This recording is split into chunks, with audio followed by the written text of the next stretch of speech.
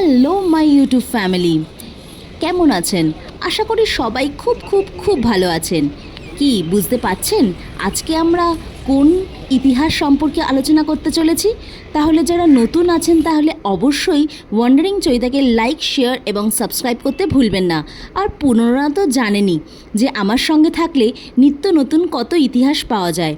তাহলে আর একটুও দেরি না করে ওয়ান্ডারিং চৈতার সাথে থাকুন এবং কুতুব মিনারের কিছু কিছু তথ্য জেনে নিন। দিল্লিতে এসেছেন আর কুতুব মিনার যাবেন না, এমন কী করে হয়? কুতুব মিনার হলো হট লিস্টেড, অর্থাৎ দিল্লিতে আসলে কুতুব মিনার দেখা অবশ্যই চাই। তাছাড়া আমার ইতিহাসের পাতাতেও অনেকবার কুতুব মিনার সম্পর্কে পড়েছি। এই হলো কুতুব মিনারে ঢোকার প্রবেশ মূল্যের পথ, যার টিকিট কিনা অতি সামান্য। এবং আপনারা শুনলে খুশি হবেন যে 12 বছরের নিচে বাচ্চাদের কুতুব মিনারে ঢোকা কিন্তু ফ্রি। তাহলে চলুন ওয়ান্ডারিং চৈতার সাথে আপনারা কুতুব মিনার আজকে ঘুরে দেখবেন। ইতিহাসের পাতায় পড়া আর সচক্ষে দেখার মধ্যে কতটা ফারাক তাহলে আপনারা নিজের চোখেই দেখে নেবেন আমার বলার মাধ্যমে। আর তার সাথে সাথে আমি রাখবো কিছু কিছু ছোট ছোট তথ্য।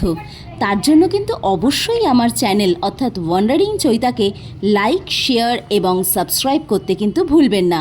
আর বেল আইকনটি টিপে সবার আগে নোটিফিকেশন পাবেন। কুতুব মিনার, যা নিউ দিল্লির মেহরলিতে অবস্থিত। তাছাড়া কুতুব মিনার নামেও মেট্রো স্টেশন আছে। আর তার সাথে সাথে একটি দারুণ সড়ক সংযোগ ব্যবস্থার মাধ্যমে স্মৃতিস্তম্ভটি সংযুক্ত রয়েছে। তাহলে দেরি কিসের? Please like, share and subscribe. জামা মসজিদ থেকেও এই স্মৃতিস্তম্ভটি পৌঁছাতে প্রায় আধ ঘন্টার মতো সময় নেয়। 1993 সালে কুতুব মিনার একটি ইউনেস্কো ওয়ার্ল্ড হেরিটেজ সাইট হিসেবে মনোনীত হয়েছে। এটি 14.32 মিটার বুনিয়াদ থেকে ধীরে ধীরে সংকীর্ণ হতে হতে 72.5 মিটার উচ্চতায় গিয়ে 2.75 মিটার সরু হয়েছে। স্তম্ভটি সুন্দর এবং আকর্ষণীয় ভাস্কর্য দ্বারা আবৃত।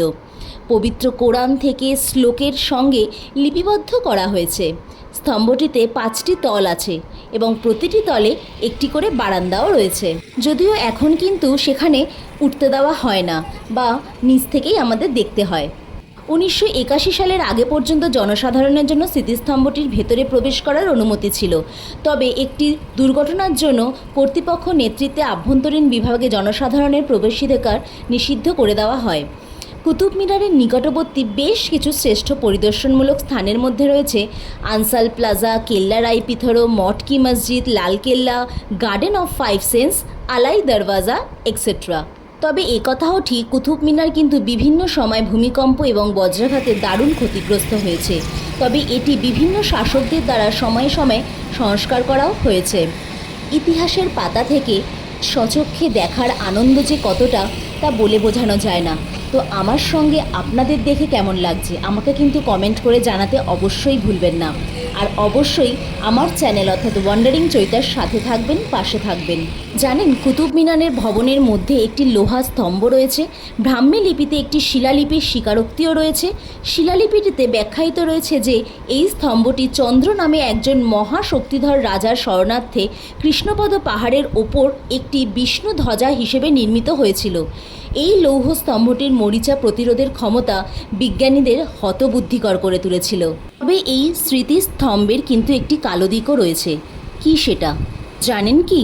সেটি হলো কুতুব উদ্দিন আইবক দ্বারা ধ্বংসীভূত জৈন এবং হিন্দু মন্দিরদের নির্জন মঠ ও উৎকীর্ণ স্তম্ভগুলির দ্বারা সীমাবদ্ধ একটি লম্ব আকৃতির প্রাঙ্গণ রয়েছে।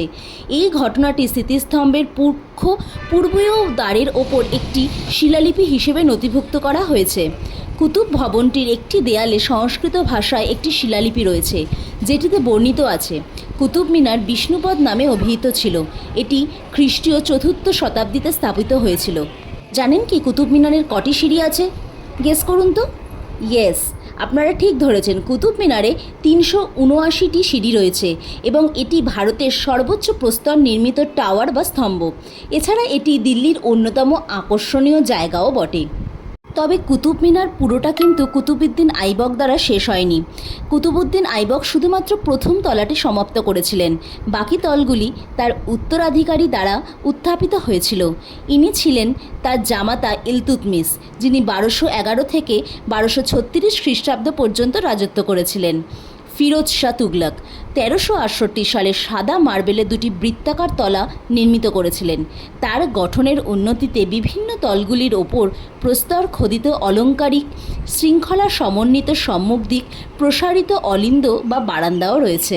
তাছাড়া এই কুতুব মিনার কেন তৈরি করা হয়েছিল তা নিয়েও কিন্তু বিভিন্ন জনের বিভিন্ন মত রয়েছে।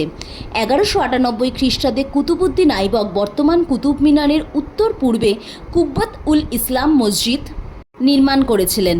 1202 খ্রিস্টাব্দ নাগাদ কুতুবউদ্দিন আইবক কুতুব মিনার নির্মাণ করেন।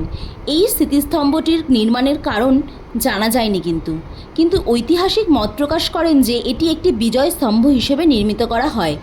একদিকে অনেকবার বলেন যে এটি শুধুমাত্র মসজিদ সংলগ্ন একটি মিনার। কেউ কেউ আবার বিশ্বাস করেন যে মুয়াজ্জিদ্দিন দ্বারা নিষ্ঠাবানদের প্রার্থনার আহ্বানের জন্য এই স্তম্ভটিকে ব্যবহার করা হতো। এই তো গেল ইতিহাসের কিছু কিছু তথ্য। আর আপনারা জানেন কি, কুতুব মিনার কিন্তু সারা বছর খোলা থাকে, তবে অক্টোবর থেকে মার্চের মাসগুলিতে আবহাওয়া বেশ মনোরম থাকার দরুন এই সময়ই হলো কুতুব মিনার পরিদর্শনের সেরা সময়।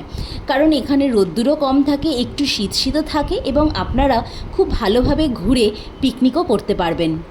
তাছাড়া এখন নতুন করে কিন্তু রাত্রিবেলাও কুতুব মিনার পরিদর্শন করতে দেওয়া হয়।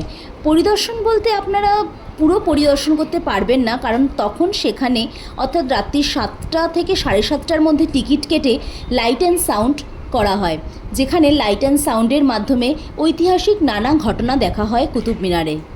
তাহলে ওয়ান্ডারিং চৈতার সাথে কুতুব মিনারের হিস্ট্রি জেনে কেমন লাগলো আমাকে কিন্তু কমেন্টে অবশ্যই জানাবেন। আর আমাকে আরও ভালোবাসা দিয়ে আপনারা অন্যদেরকেও আমাকে দেখার সুযোগ করে দেবেন। কুতুব মিনারে এসেছি আর একটু সেলফি বা একটু মজা না করলে হয়, তাই আমরা একটু মজাও করে নিলাম আর আমাদের এই স্মৃতিচারণটা আমাদের মনের মণিকোঠায় রেখে দিলাম। তো আপনাদের কেমন লাগলো? ওয়ান্ডারিং চৈতাকে আরও অনেক ভালোবাসা দিয়ে সফল করবেন আর আমাকে অবশ্যই লাইক, শেয়ার এবং সাবস্ক্রাইব করতে কিন্তু ভুলবেন না। আর যারা আমার চ্যানেলে নতুন এসেছেন তারা কিন্তু অবশ্যই বেল আইকনটি প্রেস করে রাখবেন, যাতে সবার আগে আমার ভিডিও আপনাদের কাছে পৌঁছে যায়। ধন্যবাদ।